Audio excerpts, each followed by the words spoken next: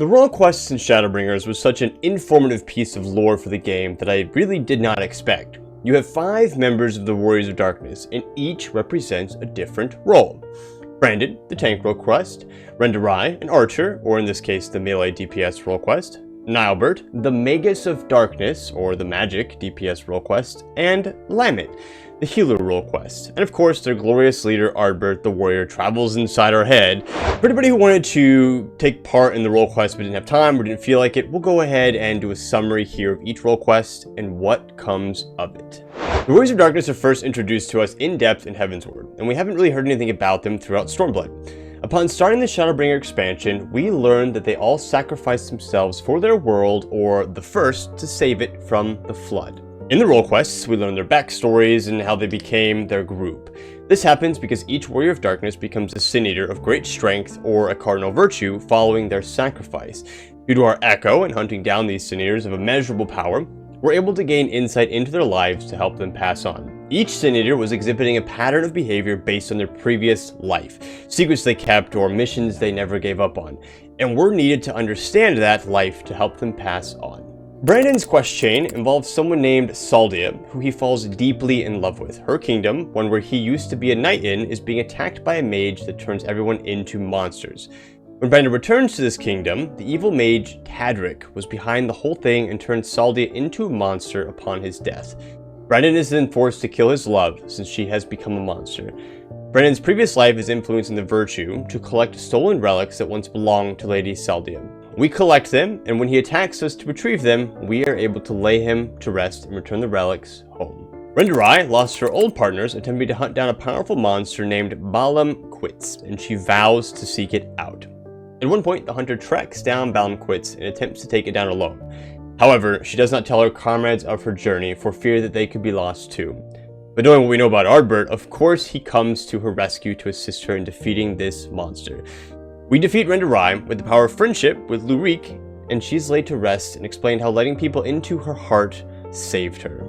Nyelbert appears to be looking for his best friend, lost in a portal. The virtue appears to be going around randomly opening portals across the world. No one knows why. When we approach a portal that he's opened, however, we hear a voice inside and pull out a young boy by the name of Tainer. We learn that Tainer was the best friend of Nyelbert. The Consortium's leaders wanted to open a portal in time and space to summon forth monsters of great power. In fact, according to the lore, they even paired up partners of great power to have children of exceedingly exceptional power to summon these portals. Both Tainer and Nyelbert came from these types of pairings. However, Tainer was sucked into one portal on accident, and the only way for the portals to be opened at their young age was only through the means of all of them focusing their power. So when Tainer was sucked in, they were unable to rescue him because they didn't have the sufficient power to open the portals anymore, so Tainer was stuck.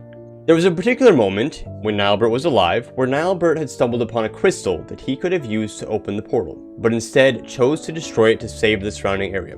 Tainer helped us in closing Nyelbert's portals, and we were able to lay him, finally, to rest.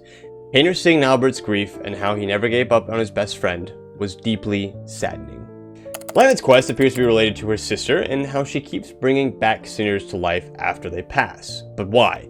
We discover that Lammit disobeyed her tribe's rules by leaving to attempt to discover a way to heal her sister from something called Stone Blight.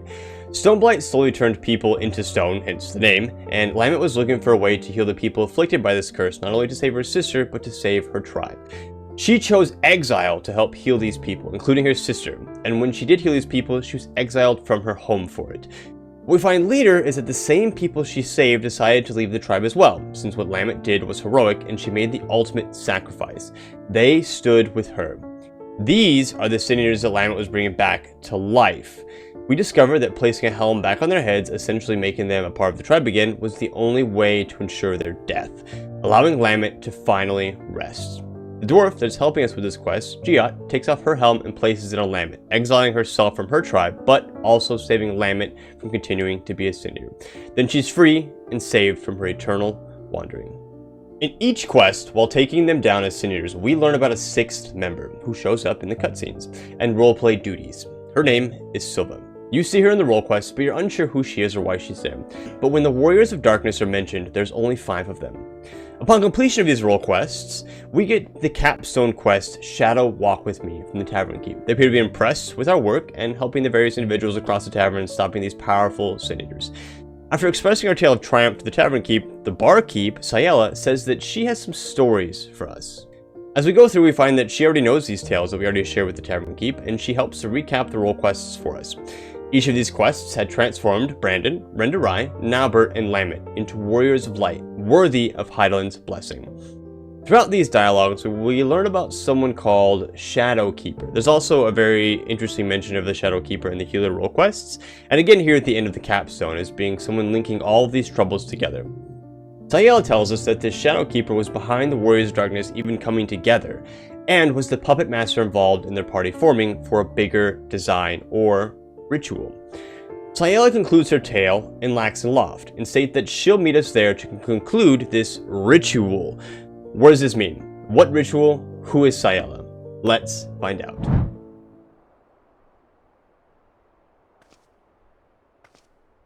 She's gonna like sneak up behind us and slit our throat.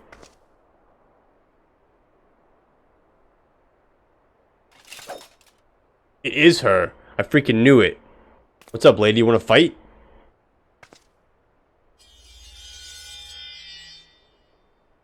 Oh, cool though. So she's Cylva. Or the whatever, the keeper.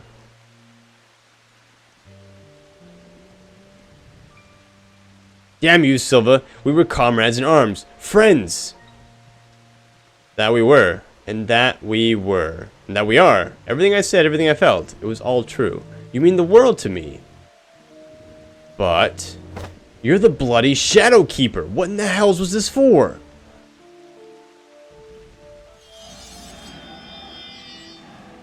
For you. For every one of you. To forge you into heroes worthy of her blessing, that she might choose you as her champions. Which she did. A ruthless mage, consumed by the pursuit of power to save his friend, no matter the cost. By his sacrifice, a warrior born. A mournful hunter, scarred by tragedy, resolved never again to trust in others. By her sacrifice, a warrior born.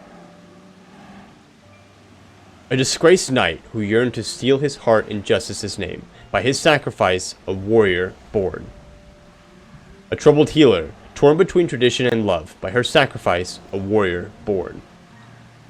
An Ardbert, and their leader, an adventurer with a heart overflowing with love for his dearest comrades, who must now bring his axe to bear against his own.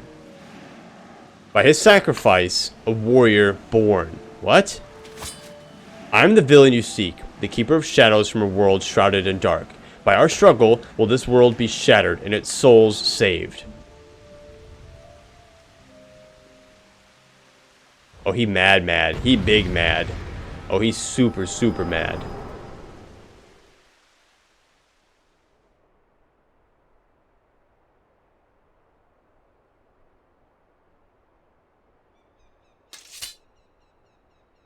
Oh, we're not fighting?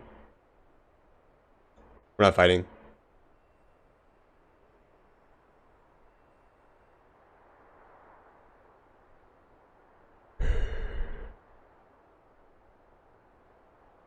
Saw it all, did you?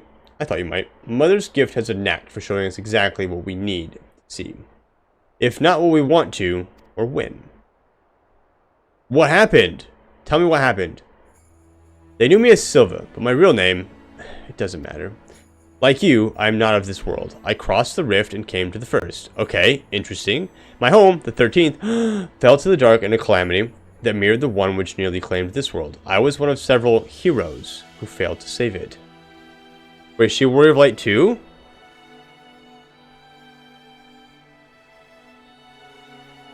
The boy, Unukohai, I have glimpsed him in your memories. He was a friend. Like him, I heeded the words of the Ascians, and that I might redress the balance, I chose to come here and hasten the rejoining of the worlds. A shard subsumed by dark demands a mirror of blinding light. Primordial forces will strive to achieve equilibrium. But there was a solution, a single solution, I believed. Were a flood of light to consume this shard in its entirety, it would be of no use. The Ascians made it clear it must be brought to the brink, but no further. The task was difficult, but the plan simple. Souls redisposed to light, fledgling heroes in the making. I would bring together Ardbert and his comrades and groom them for a higher purpose.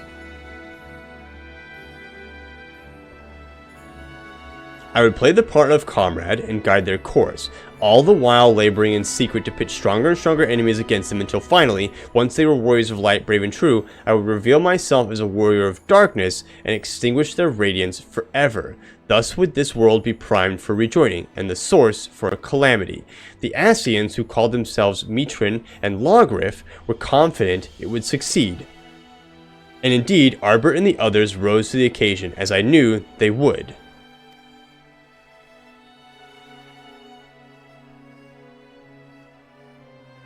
It was not to be. I had misjudged Ardbert. His comrades before him had made their sacrifices in turn, and as their mirror had grown stronger for it.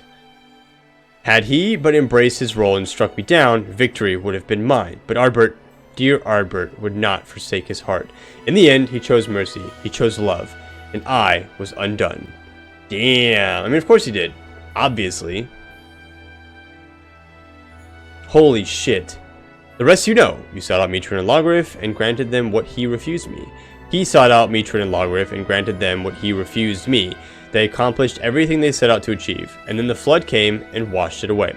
In the wake of my betrayal, I would look on from the shadows and reflect on my many sins as all fell to ruin. Denied death, then and now, perhaps ever after, as a fragment of my essence endures. But then, one day, years ago, my fallen comrades rose again as the cardinal virtues. It coincided with the arrival of the first Ascians, I later realized, a defense against the forces being marshaled to undo my failure. I can but assume the Ascians planted the idea in Valthry's head. They were his creations, after all, and with their graves in Yulmore territory, it was doubtless a simple matter to have their bodies exhumed and prepared. Who am I to speak, you may think when I say this, but when I saw those abominations he had wrought in their image, I was filled with such despair, such anger. I cannot unwrite the past. My soul is stained with the blackest sin, and I will not pretend that it can never be otherwise.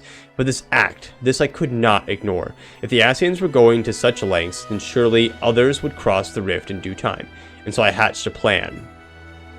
I would assume the guise of Cylva, and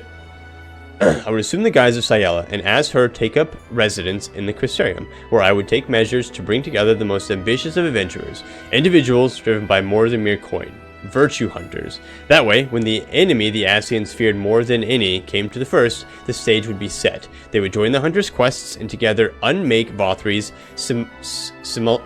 simulacra and lay their souls to rest once more. And so you did. Killzor, the virtues are no more, but the one ultimately responsible for the creation, the devil who set them on their doomed path, lingers still. You know all there is to know of the heroes who saved this world. Holy shit. The truth I kept hidden in the shadows is yours, and there are no more secrets to share, and so I ask you now to grant me that which Ardbert could not. Death.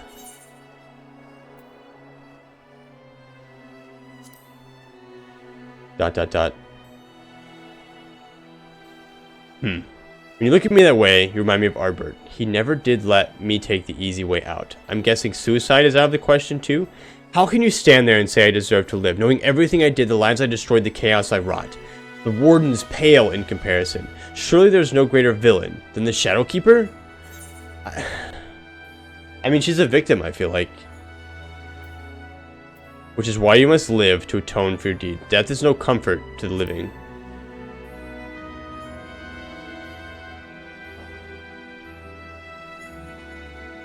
Would be my own benefit, that I cannot deny. And if I'm to indulge in one final act of selfishness, you'll make me do it myself, won't you? Make me confront the cowardice of it, the ugly truth that I'd rather run away than try to seek atonement. Perhaps I may yet find purpose in preserving my comrade's legacy and helping others to understand the sacrifices that made them true heroes. For now, I shall return to the Crystarium and continue to assist Glennard while spreading the forgotten tales of the Warriors of Light. You would have been good friends, you and Ardbert, in another life. Oh yeah? Maybe you and I as well. Yeah, Ardbert and I are great friends. What a wild ride in regards to the lore that is the Shadowkeeper and the Warriors of Darkness origin stories. They truly are heroes of the first. I'm glad you guys convinced me to undertake this quest chain and that I worked hard to level all those different roles available for the role quests here in Shadowbringers. The lore was heavily worth it, and learning about how they came about was absolutely amazing. Also, the throwback to Anuklahau was great too, even if I don't 100% remember what happened to him. I do know that the Ascians used him to attempt to bring about the Calamity and rejoining much in the same way as Cylva. How many more of these people are out there? How many more refugees are going to be manipulated by the Ascians? I guess we'll have to see in due time. Thanks for coming and hanging out, and I'll see you guys in the next one.